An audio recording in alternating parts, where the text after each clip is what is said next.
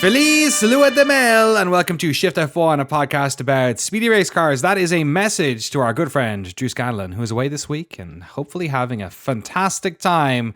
I'm having a fantastic time with Rob Zachney because we've already recorded the first 10 minutes of this podcast, so it's clearly a Danny-hosted episode, eh, buddy? I'm glad this time you didn't say that Drew was off enjoying himself, if you know what I mean. Like you did the first time we hit that, and I was like, I think that's going to sound different than you intend, maybe given the message. That's so true. I think this time it went much better. Thank you. than it did last time. It was a bit open to interpretation that time, wasn't it? Yeah, you're right.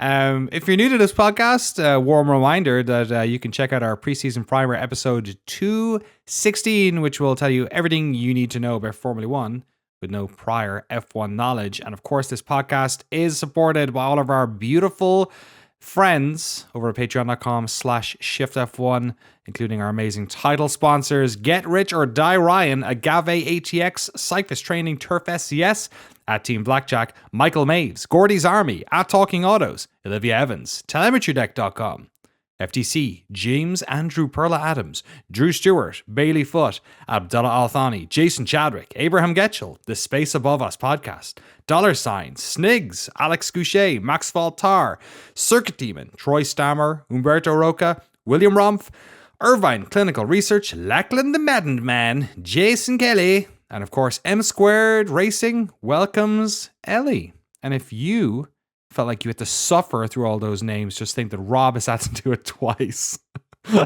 Very sorry. We recorded like 15 minutes of this podcast. We did. And then realized that we never hit record. Yeah. Well, Rob's being very generous and saying we, because it was definitely my fault. But we're Safety here. is everyone's responsibility. That's true.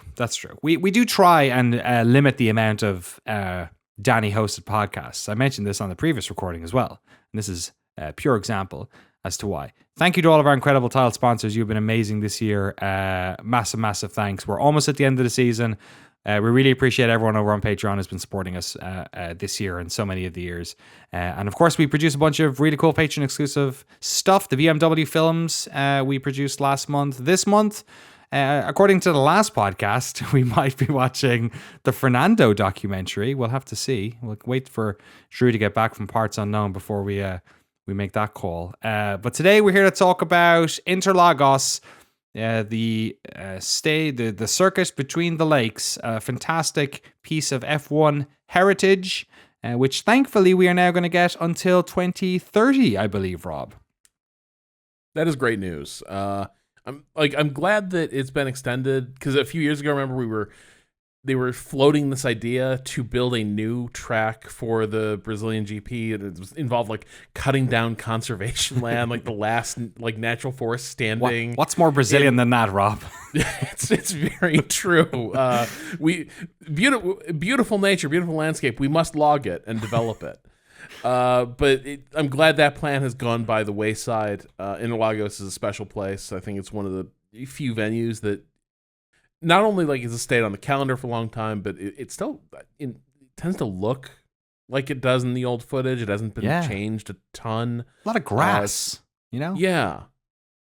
Like the grass, even the like aging concrete on the facilities, like everything about it feels like very much of its moment. It's a great place, and oddly enough, for all that you hear about, for all that F1 cars have changed and maybe don't fit classic tracks as well as they used to, something about Interlagos just generates exciting on-track action almost no matter what technical regs they put out. Yeah, we have a lot of racing to talk about today because, of course, this was a sprint weekend, and we have a lot of overtakes and some interesting spots. A lot of overtakes in some places you'd expect them, and a couple of ones that in places you wouldn't. We have a lot of racing, like I said, to talk about. Let's quickly we'll jump ahead to Saturday because obviously this was a sprint weekend. We did practice and qualifying on the Friday, and then Saturday was the sprint. But for the sake of clarity, let's just jump on over to the sprint. The shootout went ahead. The major incident of the shootout occurred pretty early on when Esteban Ocon and Fernando Alonso had a rather dramatic and unexpected coming together between turns 2 and 3. Rob, what did you make of this? It was At first, I definitely understood because it was one of those things where they're going through a complex of corners.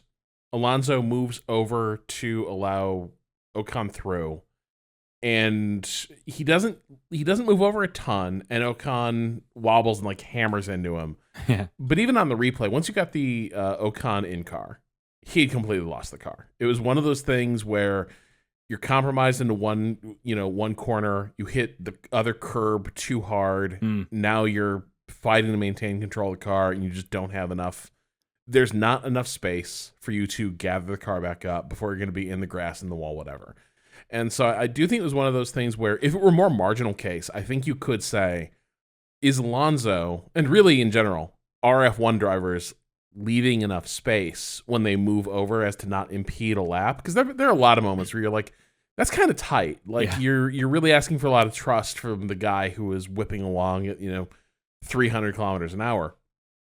But I think what lets him off the hook here is that Ocon was going to have a crash. Like Alonso could have been half off the track, and I think they still end up having a dramatic shunt. Yeah, the stewards ended up saying that this was a racing incident, a qualifying incident, let's call it. Then that neither driver was the majority at fault. Ocon protested that he did not lose control of the car. The stewards thought otherwise, but they also said that Alonso, while he had left space, was in the process of moving back towards the left when it happened. So a little bit of both of there. No love lost between those two, though. If ever there was two drivers you didn't want to see crashing into each other, probably the two of them. Two guys with just awesome reputations as teammates. People people love driving alongside them and sharing a garage. Exactly. Well, they have something in common now, that and this beautiful crash. So sprint qualifying ended with Lando Norris on top with a fantastic lap, pipping Max Verstappen by 600ths of a second. Verstappen in second, Perez got third, Russell in fourth, Hamilton fifth, Tsunoda in sixth, Charles Leclerc in seventh, Danny Ricciardo in eighth, another strong qualifying from him. Carlos Sainz in 7th, Piastri in 10th, Magnussen 11th, Hülkenberg behind him in 12th. Gasly managed to get a time in before his incident. He ended up in 13th. Bottas was 14th, Alonso 15th. Then we have Ocon. Ocon was in 16th, Stroll 17th, Zhou 18th, Albon 19th, and Sargent 20th, rounding out the sprint grid. I guess I'll take the start of this and see if you've got any notes. I know you've got notes here as well, Rob. Interesting start we're all looking at Verstappen and Norris. Max had a great little start. Got ahead of Norris pretty handily into turn one. And then Perez, seeing this, decided to do the opposite of his teammate and just lose a bunch of places, one after the other. Russell got him pretty quick in that first section of Senna S corners. Hamilton got past them as they came down to turn 4, a spot we're going to see a lot of overtaking. Oscar Piastri decided to explore the outskirts of the track while that was going on, and wouldn't you know it, as they entered the arena section, George Russell doing one of the daring overtakes to get past Lando Norris and steal second from him. So not a great opening lap for either Perez or Norris, Rob.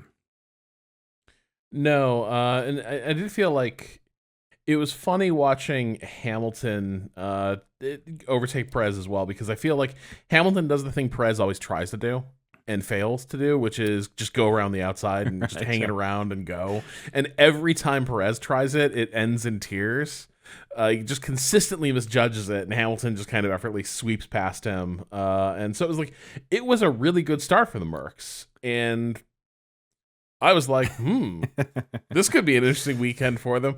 And then I sort of feel like the race weekend played out in microcosm in the sprint, because they have a pretty good start.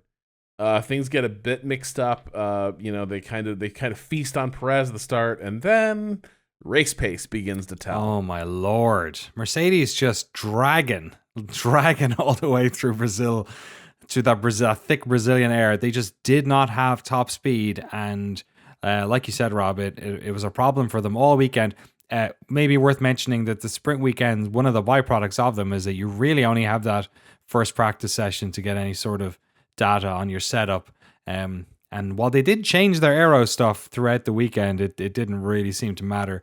Lap 4, Perez manages to get past Hamilton at turn 1 fairly easily. Norris gets past Russell back into second on turn 5. It's just like reversey is happening. Yeah. Perez then gets past Russell into P3 turn 8, but Russell does a great little fight and manages to get it back. Yeah, this is one of those tracks where like the DRS zones are set up that it's very easy to carry off the move heading into turn 1, but then the advantage is immediately returned to the person who was overtaken, and they get a little chance to fight back. For the most part, I feel like you tended to see like it was kind of a done deal. It was just like the guy who gets overtaken maybe has one last go at it, right? But like, yeah, Russell made a bit of a fight of it. And Perez, in fairness, well, maybe this isn't in fairness, to critique him, perhaps, he was one of the drivers that, for whatever way he was taking his line into that second turn, he was losing a bit of speed getting down the straight. And this wasn't the first time that he ended up conceding a position on that straight. Be the last. It would not be the last. It would not. Turn 10 or lap 10 rather, Perez does eventually get past Russell and makes it stick this time. Ricciardo does a great overtake on Sainz into turn 1, super tight one. Sainz does get him back though on turn 4, another one of those, you take that turn 1 a little bit too hard and it really does make you sacrifice the next couple of corners. Ricciardo does get past Sainz again on turn 14, and then Sainz once more takes it back on turn 4. Great little battle between the two of them. Then, because of all of this, Oscar Piastri, who's sort of waiting in the wings, manages to get past Ricciardo. I believe it was on turn 8. Great lunge, like an unexpected overtake in a part of the track we didn't see too much of that going on. And then we got, I would say, the sequence of the weekend. This fantastic battle between Fernando Alonso and Pierre Gasly on lap 15th. I believe this is for 11th position. So, the points paying prizes here in the sprint don't start until you get into the 8 or lower. Great fight into turn 1. Gasly getting past Alonso as they round turn 2 down the straight, side by side, the whole way down into turn 4. And then Alonso, does he hang around the outside?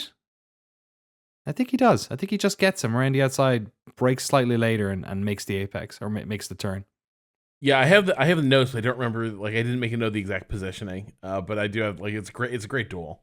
It's fantastic stuff. Yeah, the whole way, like the type of stuff that I think we didn't really get at all during those dirty air years. That is now starting to. I mean, when we first got the regs back, there seemed to be a lot of this going on.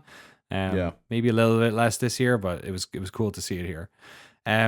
Lap 21, I think it's only a 24 lap race here. Lap 21 sprint. Lap 21, Leclerc passed Hamilton into turn 1, and then Yuki Tsunoda is suddenly on Hamilton's ass, and then down into turn 4. He's thinking about it. And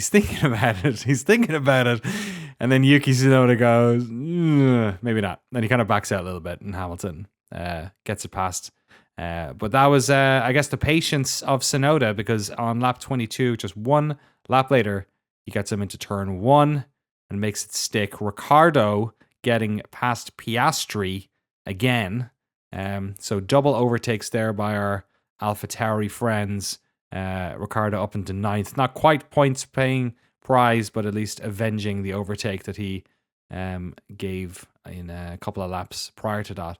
And then we have a great battle between Alonso and Piastri into turn 1 on lap 24.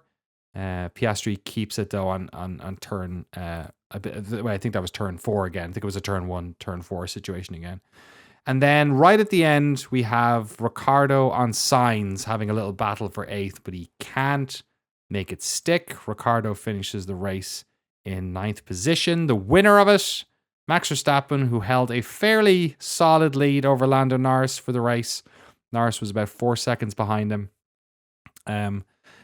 Quite far behind him, Sergio Perez in 3rd position. Then we had Russell in 4th, Leclerc 5th, Tsunoda 6th, Hamilton 7th, and Carlos Sainz with the final points of the sprint in 8th position. Then we had Ricciardo 9th, Piastri 10th, Alonso 11th, Stroll 12th, Gasly 13th, Ocon 14th, Albon 15th, Magnussen in 16th, Zhou Guanyu in 17th, Nico Hülkenberg in 18th, Valtteri Bottas in 19th, and Logan, didn't talk about him once all weekend, Sargent, sitting pretty in Sometimes that's a good thing for 20. Logan.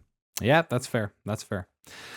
What did you make of the sprint? It was I don't know. There was some action there. There was a couple of good bits that felt like it was worth the cost of entry. Yeah, and that's roughly how I ended up feeling about the race as well, where like I think there were long periods where I was like, I wish there were more action. I wish especially because of the way that they've kind of engineered overtaking to work in F1, a lot of times it felt like, even with the ability to fight back from losing a position at turn one, a lot of times it was still kind of it going just in inevitability. It felt like a race where a lot of times the field just kind of resorting itself into a natural running order, right, yeah. rather than like necessarily being a really, really viable race for a lot of folks. But the bright spots are really bright. And I think that was true of the sprint. And I think it was true of the race, where I think I would have said a lot of this race was a bit dull. But then there were a couple moments that completely kind of redeem it for me. And so it's just kind of the way the circuit seemed to work this weekend. Speaking of dull, during qualifying on Friday, the skies over Interlagos turned shade into something quite dark and ominous. Qualification was delayed for quite a while. I think I watched it after the fact. I had it DVR'd or whatever. It was because of the support racing, right? Was that what it was? I assumed it was weather related. I think there was sports car racing, and they had to do some like track repair and track cleanup. Oh, interesting. Okay. So I think that was contributing to the delay. Took a little while. They eventually got going, and all things considered, it was a fairly run-of-the-mill qualifying until they were coming out for Q3 and these insanely black clouds. I think it's the contrast. I think it's when you have sun on the track and then you have a weather front coming in that is just a completely different reality. Well, this is also like one of the charm. We get up to this is Zandvoort too. Yes. I think some of the most exciting F1 venues are situated in a place where you can see the weather, right, and see like it coming. The track, and so like Interlagos is set against the skyline, basically. Like the start finish straight is the sort of spine of a ridge, and so the cameras at the top of the circuit that overlook the circuit catch weather fronts forming and just rolling over town and like over the grid, and it was biblical as this storm formed and started to roll in. There was a wide shot where it was like, it wasn't just like, oh, here's a bunch of clouds coming in over. It looked like the sky was like churning toward the track. Yeah. And you see all the lights come on, and it was really, really dramatic. And I suspect more dramatic in person, because obviously the gain on the camera is punches. They try to make it a lot more visible. But when you heard Alonso on the radio saying like it's night, not great conditions. Did some people not even go out in Q3 just because they missed their window and it was like clear that it was? Yeah, there was a couple of them went early. Stroll was one of them, and there was sort of shades of Magnussen in, was it 2021 maybe? No, last year I think. Was it last year he got pole? It just didn't work out well for him in the end. It didn't. But yeah, there was a great moment to sort of, himself and Gunter embrace, and of course he was in the car. He was in the garage actually when he managed to find out he got pole last year, and it was terrific scenes, a really great moment. But yeah, the same thing happened here. What was interesting was there was a great bit of radio from Leclerc, who said he had never in his life seen this before, but he said it didn't start raining yet, but the track was wet. So obviously the moisture or whatever this front that was coming in there was enough like of an uptake in humidity or whatever happened. That's weird. It's just so strange. He's like, it feels like it's wet on the ground, but obviously his visor had no rain on it at all. He's like, it's completely changed. You can't drive it. Everyone who went out late like didn't have a good qualifying. Yeah. That was a striking aspect. yeah, it was the more interesting part of the qualifying, except for I guess the track evolution stuff was really dramatic this weekend. So it was one of those qualifyings where nobody is safe. Yeah. Which is a bit interesting, but sometimes I do wonder also if so much of qualifying is redundant, right? Like the fact that like track evo means that kind of literally everyone is just kind of waiting to get their real lap done at the end of the session. And so you still have the traffic jams no matter how long the session is. Yeah, exactly. And everyone, all eyes on Verstappen to see, what time he would set. He had a blistering fast. I don't have the time here. Actually, I can probably find it really quickly. He had a blisteringly fast. It was a 1:10.7.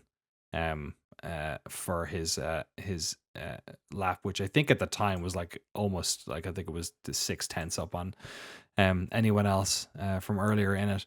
I'm trying to see if there was representative times done by everyone. It looks like everyone except for Piastri got out in Q3, but like you said, the times really fell away. Sergio Perez had an awful time with his one, a full 2 seconds at least off of the pace. When it shook out, they eventually red flagged it. They straight up just went, nope, we're done. We're not going to get this done in time. Bring it in, folks. And when they did that, Max Verstappen was on pole position. Charles Leclerc behind in. Lance Stroll in third with Fernando Alonso in fourth. Terrific day out for Aston Martin. Mercedes in fifth with Lewis Hamilton. Lando in sixth. Not obviously as well as his sprint race, but pretty decent for McLaren. Sainz in seventh. Russell eighth. Perez in ninth, and Piastri in 10th. They were sort of the worst sufferers of the evolving track conditions in Q3. Nico Hülkenberg was 11th. Magnussen 12th. Albon 13th. The three of them will get to know each other in a second. Esteban Ocon in 14th. You'll get to know them too, I guess. Gasly 15th. Tsunoda 16th. Ricciardo 17th. Bottas 18th. Sargent 19th. And Zhou had a pretty terrible Q1 and was at the back of the pack. Action of a different kind on this first lap. But before we even got around, Charles Leclerc had a little bit of a moment. My notes. Usually I'm giving my notes right now. I've got like start, and then I leave it blank because we're about to have the start of the race. Here in my notes, start is crossed out because the next thing is Leclerc. Oh my goodness. Why is he so unlucky? Why? That's what he was telling himself, right? So he binned it. It was on the exit of turn 2, is it? Was it? I feel like he might have made it further around. Maybe it was. I caught it. I think he made like a half dozen corners. But either way, my first thought was classic. You're putting heat in the tires. Like, as Francis. He's done it before. He did it. He did it at Monaco, right? Was it 2020? I think. Yeah, I mean, who among us hasn't lost it? Trying to get heat into the tires before a start. But that actually wasn't what happened. It was a hydraulic issue plus an engine issue. And it seemed like he, in the interview after he knew what it was. But yeah, he just like completely lost steering, lost the car on the formation lap. And then we also had the odd bit of he seemed to not know what to do with himself. They dragged the car up onto the ridge, basically. Yeah. Like they put it in a shady grove. And he kept kind of running to the car and then like starting back down toward the pit lane and then going back to the car. Maybe it's a sense of disbelief. Maybe he was trying to get as many fines as he could. He was envious of Lewis. It should be mentioned that, to your point about Interlagos being one of these sort of older tracks, although now that I mention that, I can't remember if that was on the first or second recording of this podcast. But to that point, Interlagos is one of the trickier tracks to get a car back. It wasn't built in the era of escape roads, in the era of what do you call them? Like your circuit's frontage road. You're like, a way of getting back around. There's a lot of parts of this track where your car is going to stay there until the race is over. They just need the AMR safety team from Indy, really. Like, they just need dudes in a big tow truck to just, like, pull up, pick it up, and just, like, drag that thing. Yeah, right. Anyway, it won't be the first bit of Leclerc's out of the race, but maybe he should have kept the seatbelt on. Who knows? Because some action happens on turn one here. Immediately, both Aston Martins have just a bit of a mare with their start, and Norris gets around both of them. And then we have Alex Albon, who has had fantastic starts in that Williams. He blamed what happened next on the fact that they have the best starts on the grid. He said this, not me. He has a great start, as I mentioned before. He is basically right behind the two Haas's. He goes around the outside of Kevin Magnussen. Hulkenberg. And then we have in one of these 3 into 2s, we have sort of had a couple of these little crashes where it's kind of no one's fault. We all ran out of track. These cars are too wide. Magnussen was on, was it Hulkenberg was on the right and Magnussen was on his left, and he basically got squeezed. Albon and Magnussen had really bad damage. They both crashed out, went straight at turn 1. Hulkenberg was able to continue, but his car was pretty badly damaged.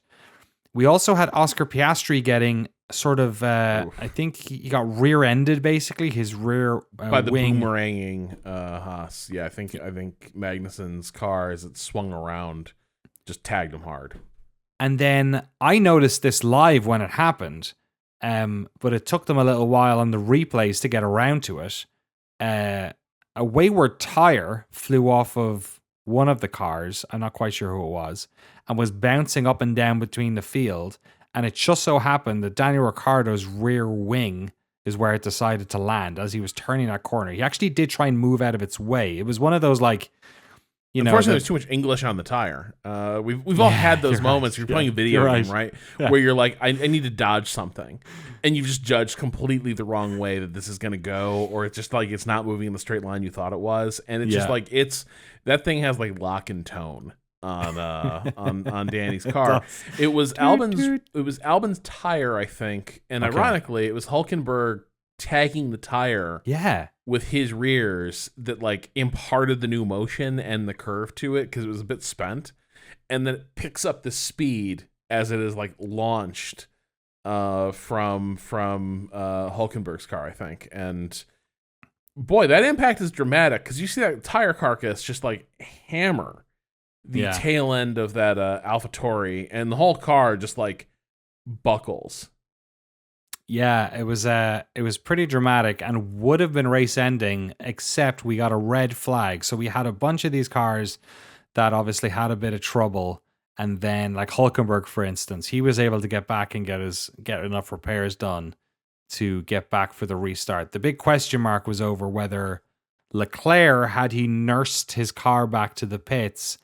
You have to imagine if you have like an hydraulic problem, that might be something that's a bit harder to fix. It depends. I guess on they the said the rule's maybe. actually quite clear. If you don't make the start, you're not in the race. Oh, like, of course. You're everyone, right. Yes. Everyone else made the start, and then their car takes a disabling hit, but in the red flag period, you can effect repairs. But yeah, Leclerc couldn't have. I think that was one reason why he kept returning his car after this. I think he did have the moment of like, well, maybe we can fix this, but having not made the grid and the start, he was not going to be allowed to come in. But it did allow time for Piastri and Ricciardo to get their cars fixed up. Unfortunately, because of the nature of the accident and the field gone around once before they called the red flag. Yeah. Yeah, and I feel this one is a bit bad. This is one of those things where like does hewing this closely to the rules serve anyone that well? Is this really in the spirit of what we wanted to do with a rule like this? The mechanics would pull off like heroic work to get these cars race ready and able to continue the race and restart on lap 4, but they would start a lap down, and with the damage already compromising them, plus this is not like a 2020 or 2019 Mercedes situation where it can just like unlap itself from a lap down. They just weren't able to get back in the race, unfortunately. That was a lonely time of it. The incident itself, it took a while to figure out like what caused fully caused the incident. Like, what was the precipitating thing? Because for a while I couldn't figure out like why Hulkenberg shuddered, because that's what it looks like. It looks like the car kind of shudders and tags Albon. Albon's in car. It's very simple. He does have a good start. He keeps that thing pointed straight as an arrow on the far outside of the track. He doesn't move in. He's not trying anything cute.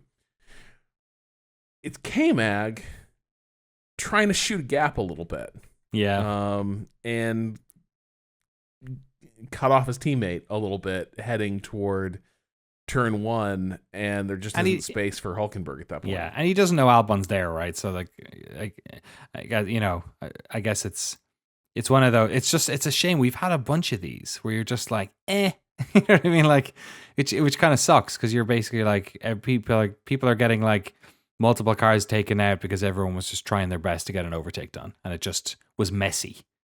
Yeah, part of it is, I think there's a few things. Like, Magnussen doesn't know what's going on over there, but at the same time, like, come on, you have to assume like it's a race start. Like, you can't assume that someone's just gonna be able to move over. I think there's a bit of almost like an old-fashioned mentality of like, you have to assert your position to other drivers in these situations, and it's like, yeah, exactly. And I think the field might be too crowded. The cars are too big. It's too big risk. You don't know what's going on out there. The other thing is visibility sucks. Nobody has a sense of. I don't think the drivers have the strongest like automotive proprioception of like where the extremities of their and other cars are. Basically, what I'm saying is they need spotters.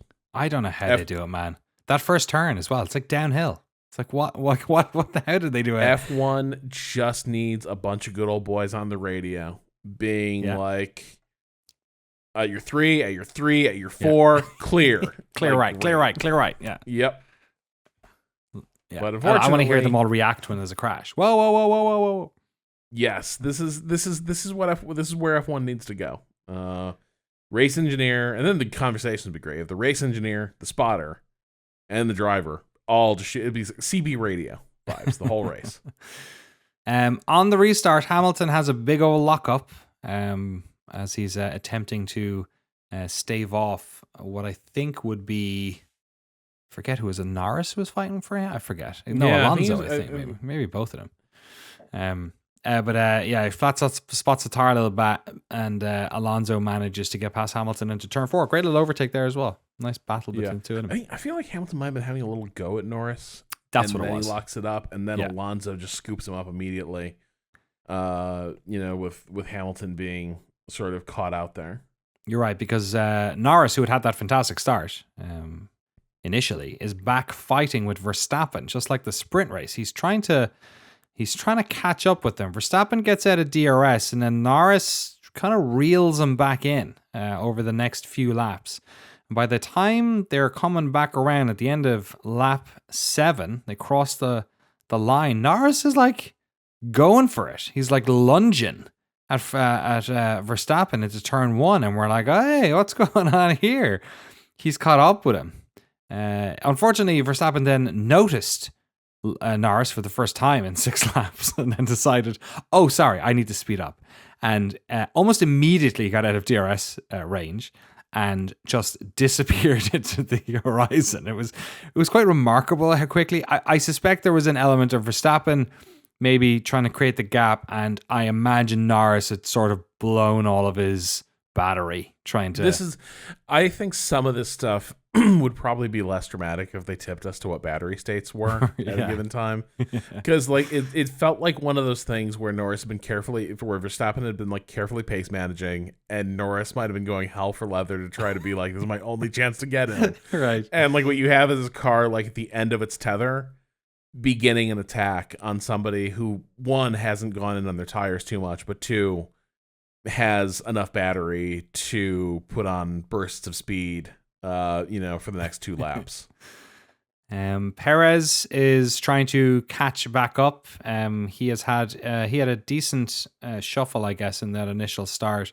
By lap 14, he has passed Russell into 5th place. Russell. Let's talk about this. Yeah. Okay. There's a little bit of so Russell and me.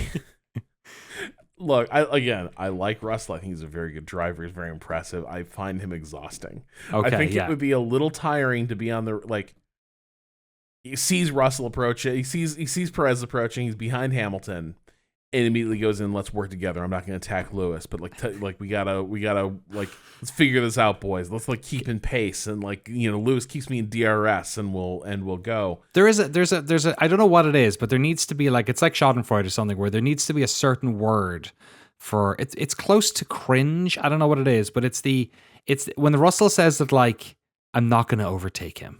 Let's work together. It's this assumption that he could, or yes. that he makes these grand gestures that are fucking meaningless, yeah. And that but he makes them reflexively, and it's also in this very hey, race team and everyone. Yeah, let me tell you what my genius strategy I've just come up with that definitely wouldn't have occurred to you. What if we use DRS to hold the position for both cars? Right. Whereas, and then you've got Hamilton, who is obviously Hamilton has his own sort of issues as it comes to communication, but there's one thing he's good at is sort of taking his time and making the tires last. And he's clearly on a, look, I want to get as much out of this stint as possible. Our car is dog shit. It does not go fast in straight lines. Maybe the only way we can get anything out of this is if we manage to outgrip people in some fashion. And that is the thing. It just doesn't seem like there was ever. It does not seem like they took George's let's work to it doesn't seem like that was taken that seriously. And certainly nobody told Hamilton to do the signs thing and just pull Russell along. And maybe that was the strategy, though. Managing a 1 second gap like that is trickier than it looks. And two, to your point, the car was a handful. Yeah. Perez had pace, and at a certain point, it just sort of seemed like Hamilton, lost Russell a little bit and then just kept going, because at that point there was no point in trying to get him back on the get him back on the DRS tether. So that did doom Russell, but I think they were both doomed. 100%. Yeah, DRS was not going to save them from Perez. Given the pace disparity you saw, but.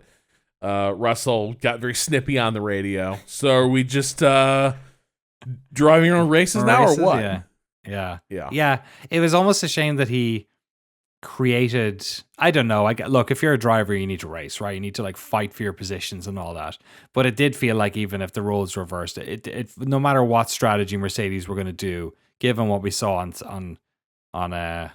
Saturday, it just seemed inevitable that over the course of this 72 lap race, Perez was going to get past them. It just, not that you're not going to fight it, but it just seemed a bit it seemed very dramatic, and almost like Russell was watching a different race to the rest of us. It seemed odd. Russell doesn't know when he's cooked, I think, is the thing, or he can't believe it. He's good quality. You gotta be able to think our way out of this. Yeah. There's got to be. He's a bright boy. And he's got sort of bright boy energy where it's well, certainly there's an answer I can come up with. There's something we can do that will change the outcomes here. But you spend enough time around sport, and sometimes you see things and you're well, this is early, but it's also done. You are just a few minutes into the match, and the match is over. There might be a couple hours left before everyone goes home, but it's done. And Russell was in that mode because they tell him now, I think it was around lap 16, they tell him you need to start managing your pace, and he's well, I'm gonna lose positions. That's what that means, kind of, just a little bit.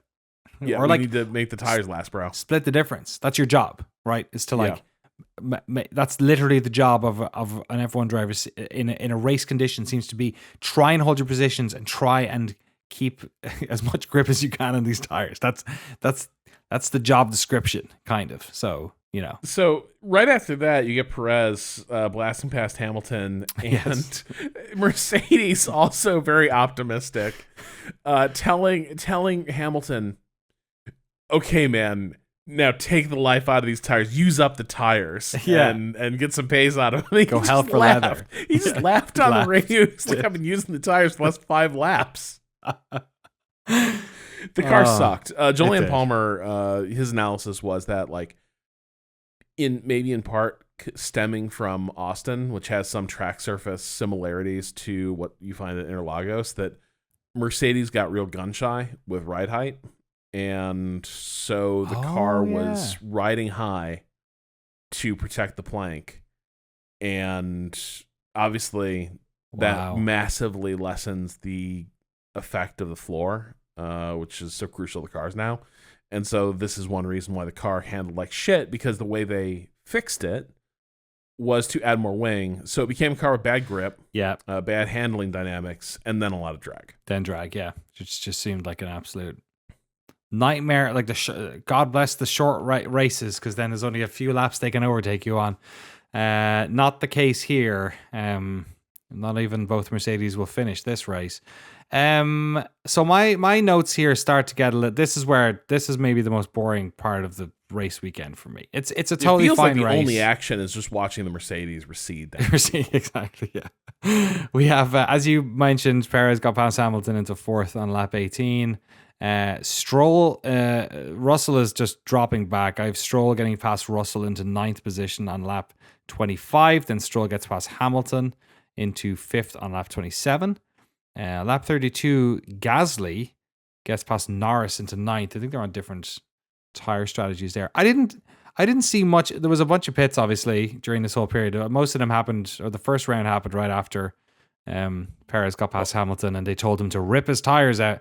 And Hamilton came in first. It didn't seem like there was. It seemed like the hards were not the tire to be on. Nobody wanted them, but Lewis later on. The mediums sucked too. Yes. The mediums were slower when they were new than heavily used softs. Not a great place to be when it comes to compound performance. For overcuts, especially, it's not ideal. No, that's just not gonna happen. So the undercut was consistently working this weekend, or at least temporarily working. But yeah, it was like there were a number of pit stops, but it was not an exciting strategy race, because it's not like there's one tire that worked effectively, right. And everything, you were either on that or you weren't. But yeah, like the one note I had was that if you want a sense of how bad it was for the Mercedes, this was like about 10 laps, 12 laps into their stint. As Stroll had been closing in on them, they were giving up 0.3 to Stroll a lap, which is just a ridiculous number for front-running cars in F1. Like 0.3 a lap is gargantuan. So that's how bad that car was. Lap 35, Sainz passed Russell into seventh. 2 laps later, passed Hamilton into sixth. Then Gasly passed Russell into eighth. Gasly passed Hamilton on lap 50 into eighth as well. Russell ended up retiring I believe he was in 12th position by the time this happened on lap 59. He had some sort of an error come up. It was going to be terminal. That's the other thing that they had to. Maybe this hit Russell more than Hamilton. They started telling him lift and coast because temperature, which was the other issue, is cooling the cars was hard this weekend. A lot of teams struggled with temperature.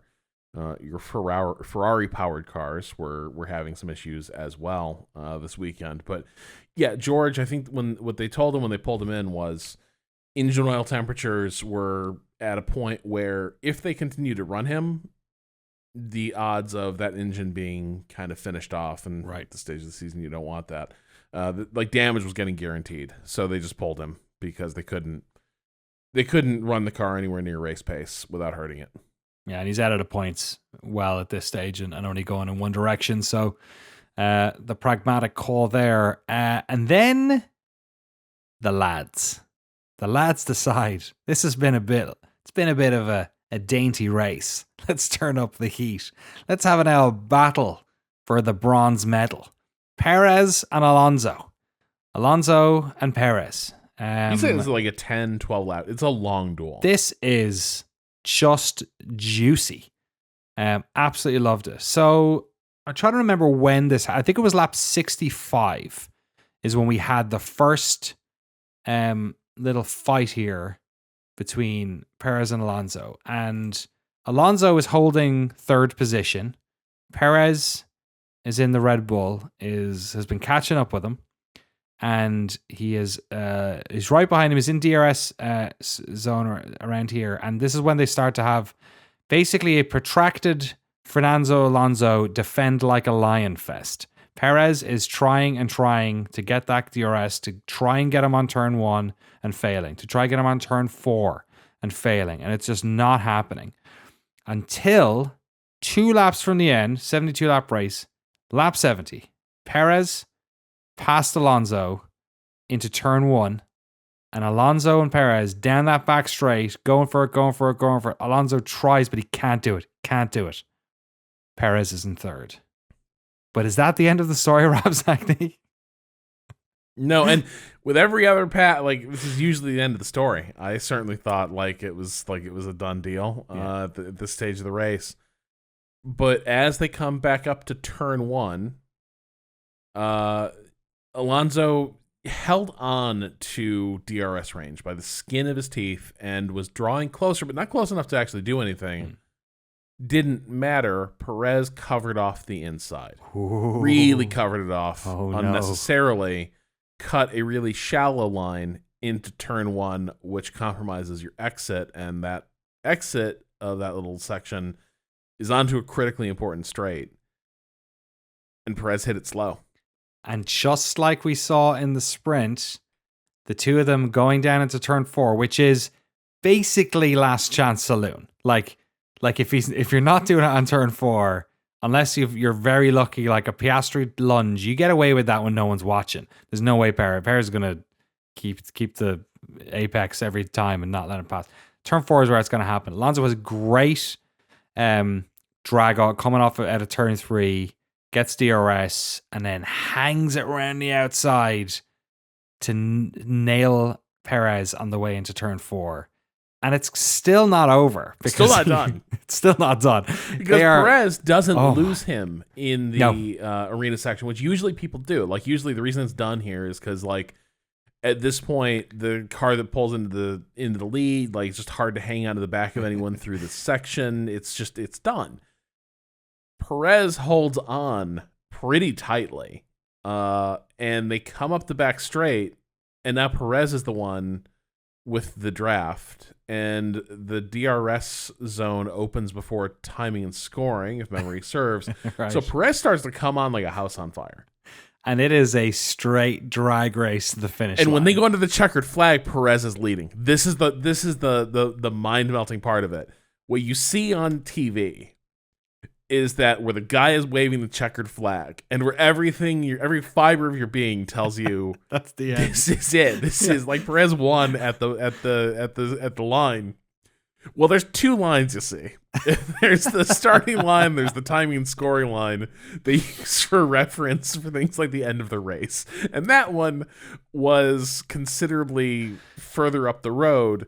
So even though Perez crosses the starting line under the checkered flag visibly ahead of Alonso, when they hit the scoring line that ends the race, Alonso had a nose. 53 thousandths of a second, Alonso does it.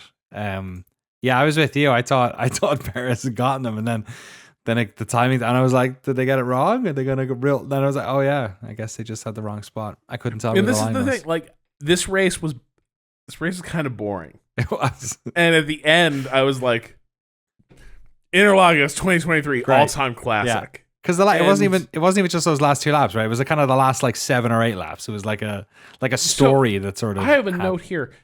Perez took his first little stab at Alonso at lap 56. Oh wow, was that far back? Wow. And then fell off, and then around lap 60, it starts to kick up again. The other thing is there was a point where it like closed up very fast, and I do kind of wonder if Alonso had basically like read the writing on the wall, given up track space to charge the battery up to go as deep into the fight as he could. But it was a great duel. Depending on what you want to see when you look at these things. Was it also further evidence of like Perez blowing a situation where he should have had a lot of advantages and just not being able to do it? Now, if you're going to lose the best. Like Alonso's really good at this. He's a good tactical driver, which is a special skill in F1. Not everyone has it, but he does. At the same time, you look at it and just another note in the gathering evidence that like Perez doesn't deliver in these sort of high pressure situations. A Red Bull driver, I think they need them to have that to be able to defend that position. It was just because you could see it on television. Like we are no experts in how to drive an F1 car, but when you saw him take that angle into turn one, and it's Alonso who basically is the master of I am going to find the line here that no one else is using. I'm going to find the grip where you don't know where it is. And you saw the minute he turned that into turn one, I was like, oh boy. Like if ever there was a circuit where you can't sacrifice speed on a first turn. It was really unnecessary. Like you look at the distance between them. He wasn't near him. Yeah, Perez is defending a ghost. And Alonso is taking the line that's like he's not thinking about overtaking on turn one. He's thinking about overtaking on turn 4 as they're going in a straight start finish. To hear Alonso told that he thought it was done. Like, really? Like that is the moment he realizes the fight's back on. Oh, you're kidding? Like in the post race, he was like, tried to get the position back, but he's too quick. And then I saw him get a bit slow in turn 1, and I was like, yeah. So it was like Perez, kind of snatched defeat from the jaws of victory, unfortunately. Which has been a bit of the story of the weekend. I guess one of the other stories of the weekend is Aston Martin. Now, the way Ted Kravitz described it on air is that Aston Martin junked their upgrades and went back to the earlier spec of the car. Now, I gather from some of the stories I've read that's not 100% accurate. They did a mix of old and new. They junked some upgrades, but kept others. But either way, like Aston Martin, which has been in free fall, like hit undo on a bunch of tweaks. They did. They control Z'd and the car went back to being a second place car on the grid, which is kind of like, it's good they did this, but also really alarming. Like that that it went this bad. One thing I couldn't shake is Alonso too good? And what I mean by this is everyone was like, man, Stroll sucks. Like Stroll's doing nothing in that car because like when their performance dipped, Alonso dipped a bit, Stroll cratered. Yeah, he did. Yeah. But what if Fernando's like so gifted a driver that you won't actually get the feedback on whether an upgrade is really working because he will find a way to kind of make it work? And like Stroll, a much more average driver, is there a chance that guy's actually the better representation of like what the caliber of the car you're delivering to the grid? He's closer to the median than it's kind of what like the car was so much better this weekend. No, Interlagos was kind of a usual track, but like they've been lost for ages with like upgrades throughout the season. They finally junk a bunch and they wreck house. So I don't know. Wild. It was maybe a season saving weekend for them. Unwinding some of those changes, but I don't know. It just struck me. However well they did, they were not good enough to catch the McLaren of Lando Norris or the Red Bull of Max Verstappen. Verstappen wins the race. Another record-breaking, what is he up to, 16 or something? I forget. Who cares? Verstappen won the race. Lando Norris in second. Fernando Alonso on the third podium position. Sergio Perez languishing in fourth. Lance Stroll enjoying a fifth position, like you said, hitting Control Z on those upgrades. Rough weekend for the Ferraris. Carlos Sainz comes in seventh. Pierre Gasly sixth. Pierre Gasly in seventh. Hamilton eighth. Managed to stay in the points. Sonoda ninth. Esteban Ocon 10th. Logan Sargent in 11th position. Mostly, I don't want to take it away from him, but we had a lot of DNFs in here. We had a DNS as well. We'll get to that in a second. Nico Hülkenberg in 12th. Got the car back together, but never really got it going again. Ricciardo managed to get one of his laps back somehow in the mix there, probably during a pit. He ended up in 13th. Piastri finished the race 2 laps down in 14th at the back because we had Russell, Bottas, Zhou, Magnussen, and Albon DNFing, and Charles Leclerc not even making it to the grid. in DNS.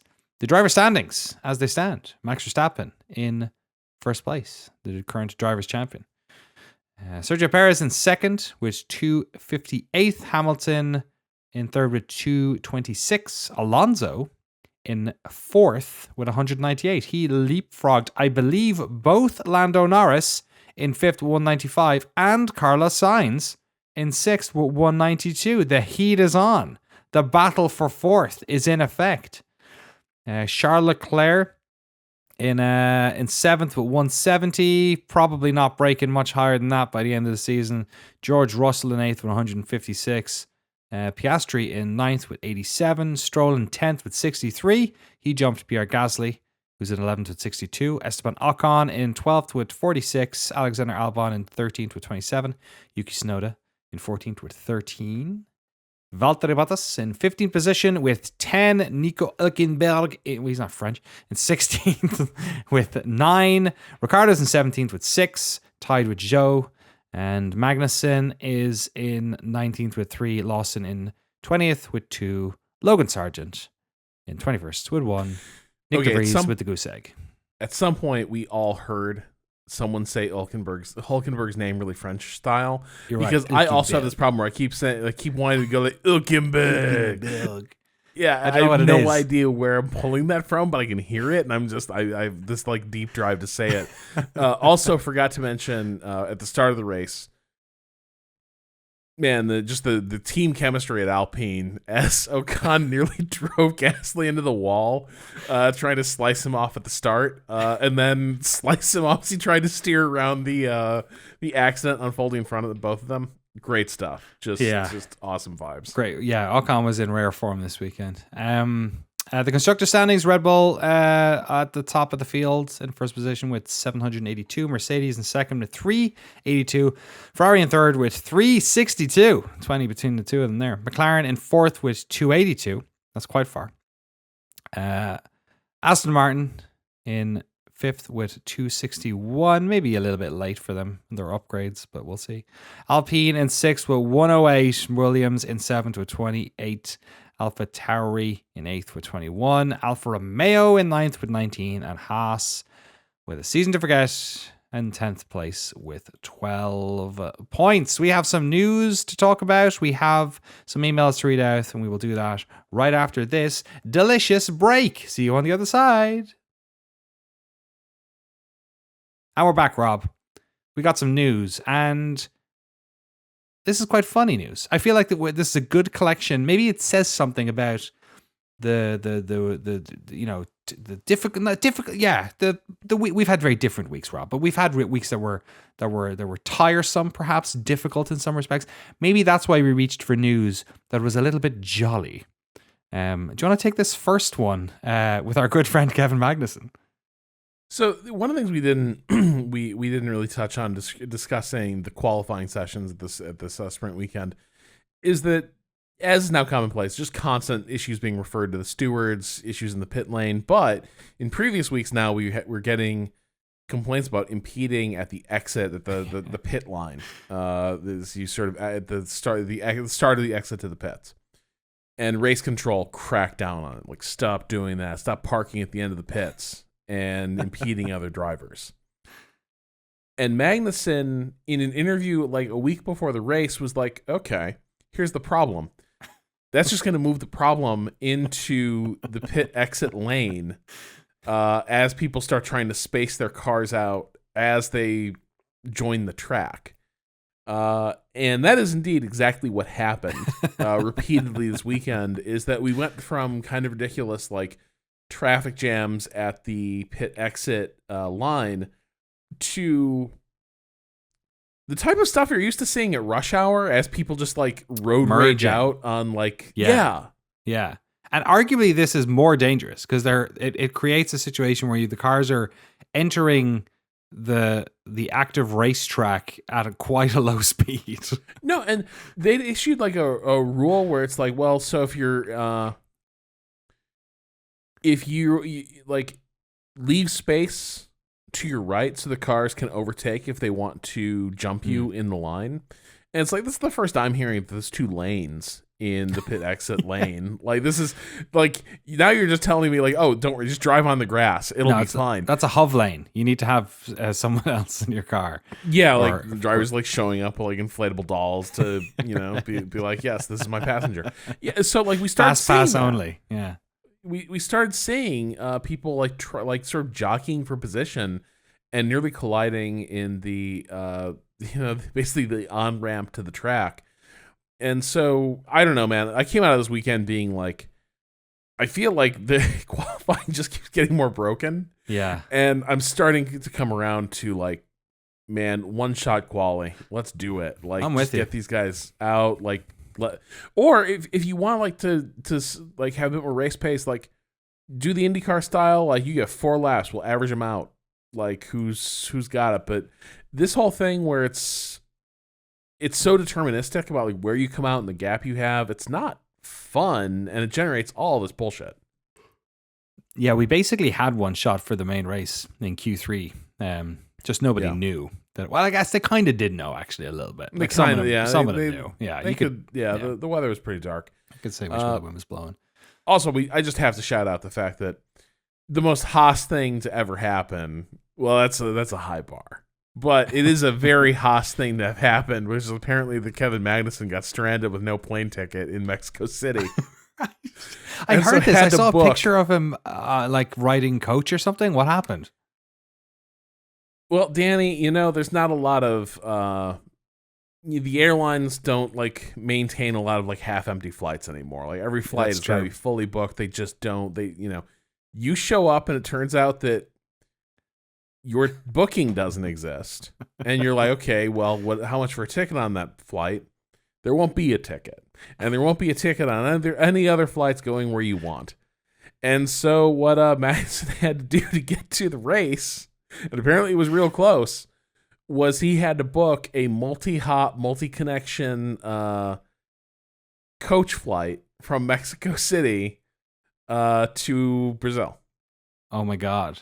So he went via like Lima or something, or like Bogota. As a matter of fact. Okay. With apparently like some circuitous flying like within Mexico as well, and so it was a lot of coach flights. Guadalajara to Bogota to great stuff.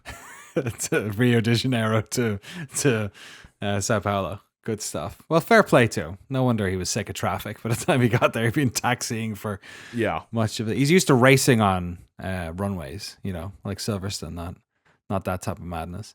Do you want to quickly mention the Sauber? What's the update on the Sauber deal there, Rob? This is just funny because whenever you get headlines like at Autosport, Audi commitment to F1 is unwavering, insists Sauber, which is supposed to become the Audi team. You start to think that the deal might be secretly dead, right? And good things are not in the offing for that. My article about the Audi commitment to F1 being unwavering is generating a lot of questions about my. And some of this is also that like VW Group, Audi, like nobody is saying anything about this. They're not building hype for their impending entrance into F1. There's not a whole like, man, get ready for 2026 because Audi is coming. You're just not seeing the sort of like rollout that you would expect for laying the groundwork for a racing campaign. I'm not sure you've seen the sort of splashy like staff hires and making a big deal out of that you might see for a major effort like this. They have some big names attached to it, but it's just been a bit quiet. And so that has gotten people asking, like, what's the deal? Sauber's explanation is that, well, they're Alfa Romeo right now. Like, this is a complicated transaction, and part of it is that Alfa Romeo and the current existing team, like, they have the spotlight, and Audi is going to sort of remain in the background until the time comes to formally transition things. Yeah, I guess that makes sense. But at the same time, you see some public hand-wringing about this. You do wonder what's behind that. Speaking of public hand-wringing, if you are attending the Las Vegas Grand Prix, there might be a couple of things that are annoying you. Number one is, apparently, and look, I live on the west coast of America. I've been to Vegas many times saw this one coming a mile away. A large amount of F1 fans are said to be very disgruntled after analysis reveals reductions as high as 83% in hotel prices at the Las Vegas Grand Prix location. So this from planetf1.com. I saw this about a month ago. I think I mentioned on the podcast that the prices were down 60% about a month ago. Vegas is a town that you can get a cheap hotel. You can get a nice hotel room. You can get a hotel, like you can get a suite in the Venetian at a week's notice for like under $200. It's not a. There's a lot of hotel rooms in Las Vegas, and they like to keep them as full as they can, and they want you in their casinos more than anything else. So they will give you an affordable hotel ticket. Obviously, when the Vegas Grand Prix was announced, they all massively hiked their prices in a dirty manner. But I think it's a surprise to absolutely no one. The average price in a lot of the downtown establishments has plummeted as the event draws a little closer. The other thing you can look forward to if you're going to F1 is being a scab. What did you make of, in fairness, if you were going to do, if you were going to stage yourself a strike and you were part of the culinary union in Las Vegas, there is perhaps no better opportunity than the Las Vegas Grand Prix. Yeah, this feels like the moment to do it. This cracks me up because this is a major, this would be a major strike, like pretty much a body blow to like the city doesn't work if this workforce goes on strike. This is all the major resorts and casinos there. 35,000 members at 18 properties. And that feels like too many people. Like, there's always, like, you can get scabs, but can you replace? That's a huge workforce. This just doesn't seem like it is a feasible thing to be like, oh yeah, like we'll have some managers do some of this stuff and then we'll hire some scabs and we'll just like ride it out and it'll be fine. So I can't imagine, but I kind of hope look, especially like listeners who have tickets, I hope your trip goes well. I'm like, absolutely. Yes. I hope the workers get a good deal and everything. Absolutely. Like everyone like goes away happy. But I would be very interested to see how it all unfolds if the strike hits and then this event happens while a strike is ongoing and like massive crowds have like the city's full. This would be the largest hospitality workers strike in the history of these United States. They are saying that if they were to do it, if no deal was reached by MGM Resorts, Caesars Entertainment, and Wynn Resorts, that they will go on strike as of the morning of November 10th. So in one way, you'll know it's coming, which will be a good thing. In another way, it's not like you can turn up a day or two early and try and get out. Because I feel like some of the worst stuff is going to be like checking into hotels is just going to be like if I'm not hospitality people, I'm assuming also includes like all the folks who transport stuff around the hotels, who do the bags, who check people in. I don't know. Is it that, or is it just people who work in bars and waiters and waitresses and stuff like that? I don't know, but I imagine just the way Vegas is basically a large Disneyland for adults. I mean, Disneyland's kind of for adults too these days, but nothing will work here without with these 35,000 people not there. So no, and this like the unions are asking, like obviously if the strike is called, unions are asking people not to patronize hotels. Yes, of course. They're currently being struck and all this. I support that. I'm also a realist. People are will have made plans. They're gonna go to this race. They're gonna show up. If you, I don't like, I don't think I've ever crossed the picket line in my life, but if you had booked something a year ago to go to this event, and it's I'm not going to cast aspersions on anyone who fucking goes to the race. Well, especially because here's how you're going to pay for it.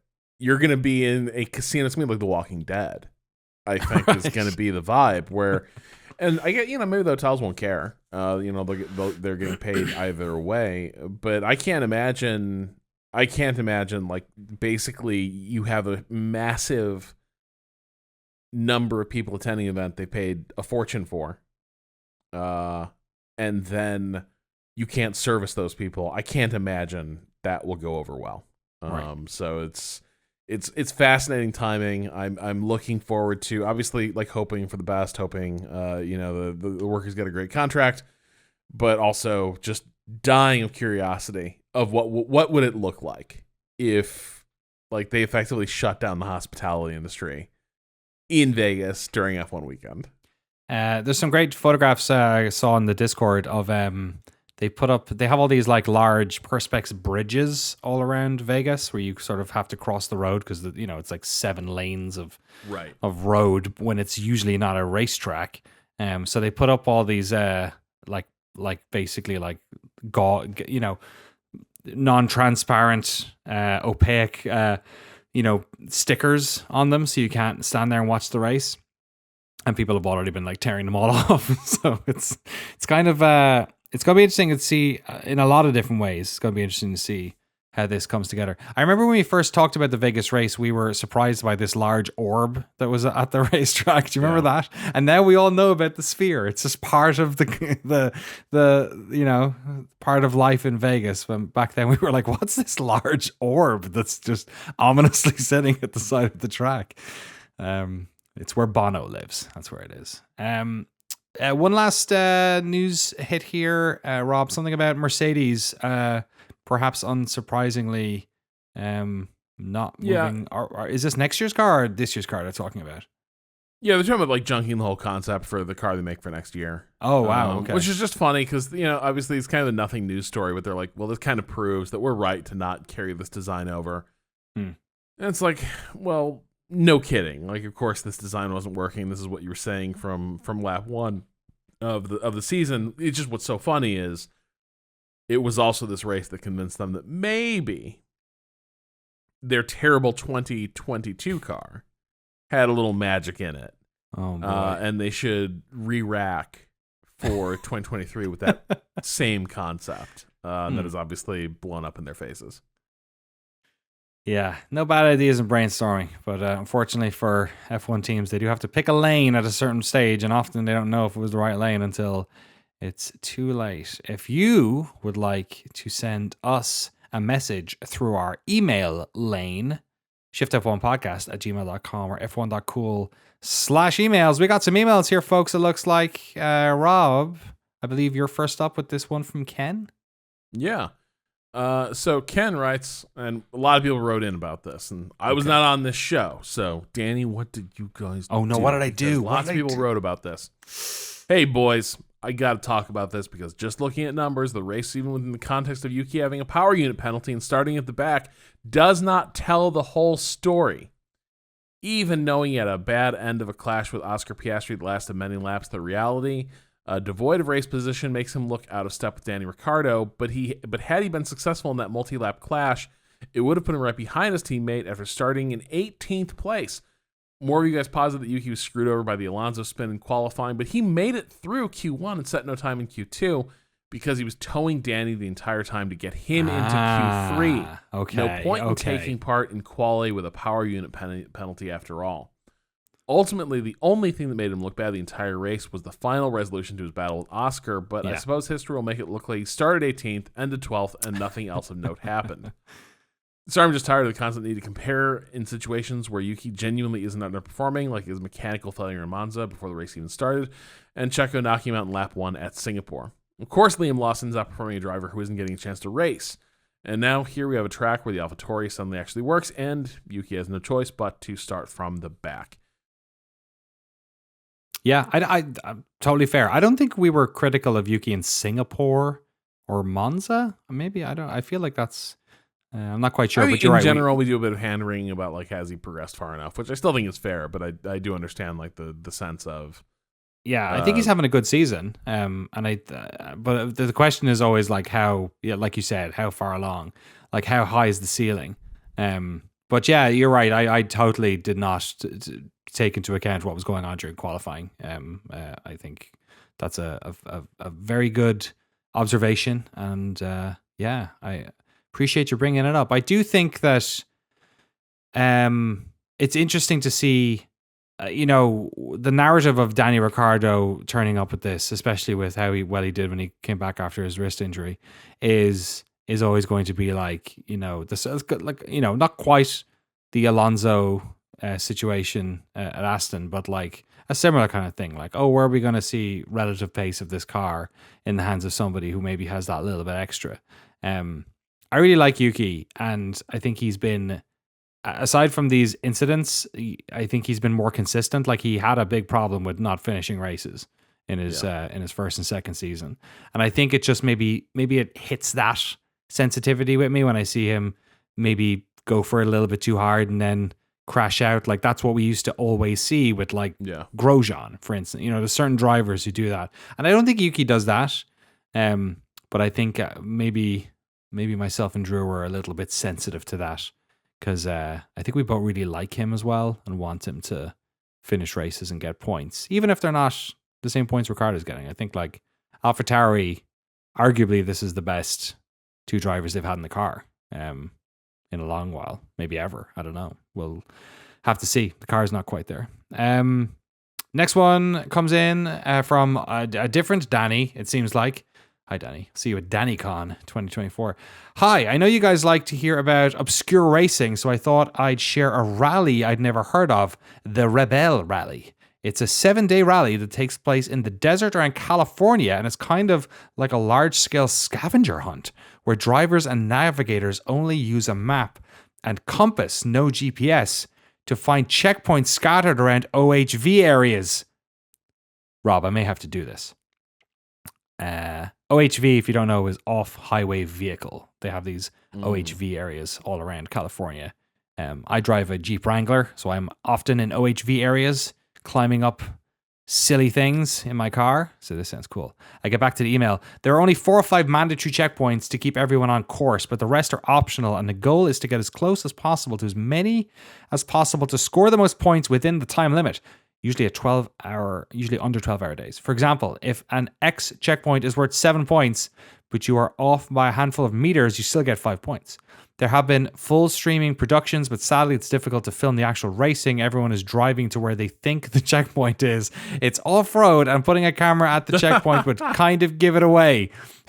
But the interviews are always interesting, and you can really get the sense, excuse me, that this rally is long, and can start to wear on a person physically and mentally. I found out about this because a friend of mine was competing in it as a rookie. She's a pit engineer at Honda for IndyCar, and the grid is filled with other women from all aspects of motorsport. Oh yeah, the grid is all women.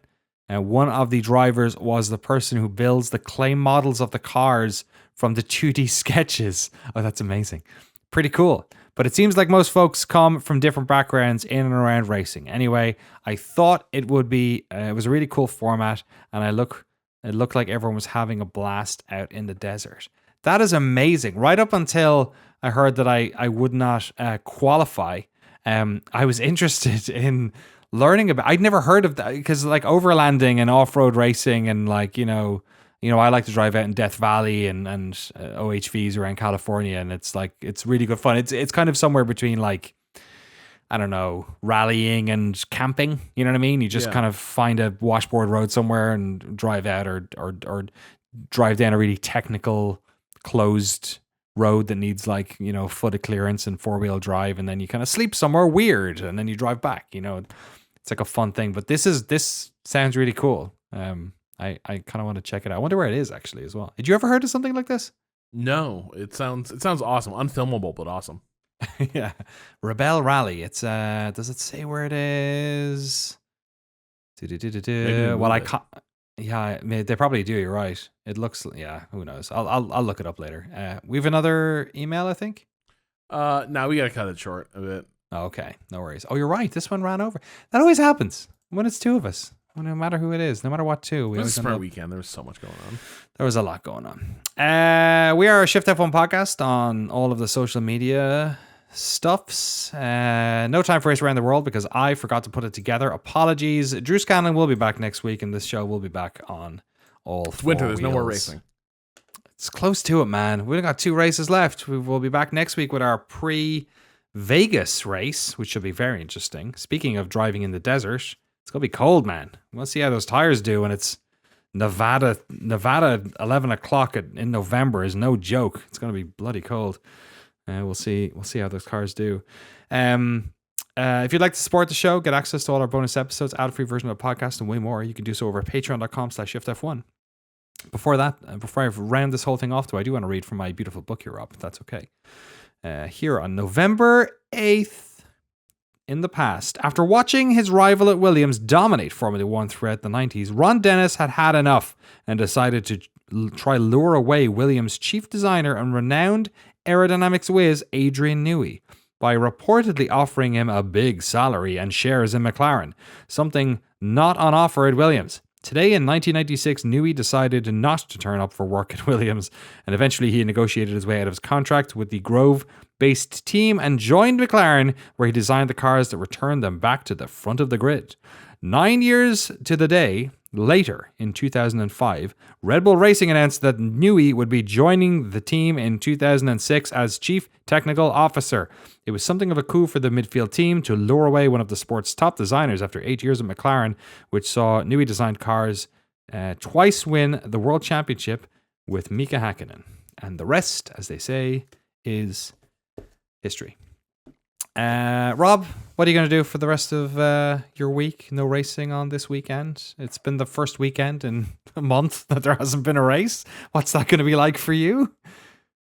Well, I mean, there's a lot of games I've been needing to get around to playing. And, with everything's been going on, it's been challenging to get moments to focus in on it. So, hoping to get some games in. But yeah, it's weird. We are approaching the end of the season, and we're going to have a lot of weekends with no F1 on, and that's going to be weird, but also a bit welcome.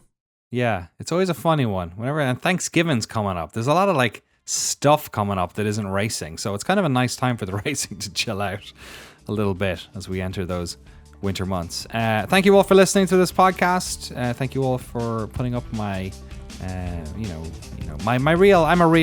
I'm no Fernando Alonso. You know what I mean? I'm more of a Lance Stroll when it comes to hosting this podcast, but I'm trying my best, and my dad owns the company. Thank you so much for listening. We'll see you next time. And now is the time that I say the thing.